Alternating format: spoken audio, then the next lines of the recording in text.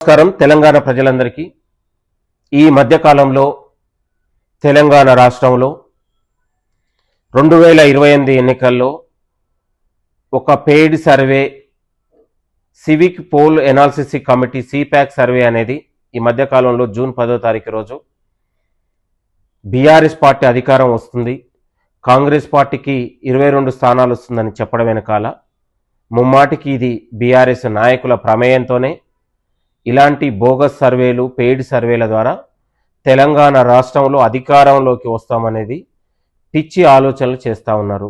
మరి నిజంగా జూబ్లీహిల్స్ ఎన్నికల్లో మీరు చెప్పిన కేకే సర్వే ఏమైంది, సిపాక్ సర్వేలు ఏమైంది? మీరు ఊహించని విధంగా సర్వేలకు అందని విధంగా 50,000 పైచిలకు ఇవాళ కాంగ్రెస్ పార్టీ అధికారం వచ్చింది, కాంగ్రెస్ పార్టీ గెలిచింది అక్కడ. కాబట్టి ఈ సర్వేల ద్వారా తెలంగాణ ప్రజలను కాంగ్రెస్ పార్టీ విజయాన్ని ఆపలేరు.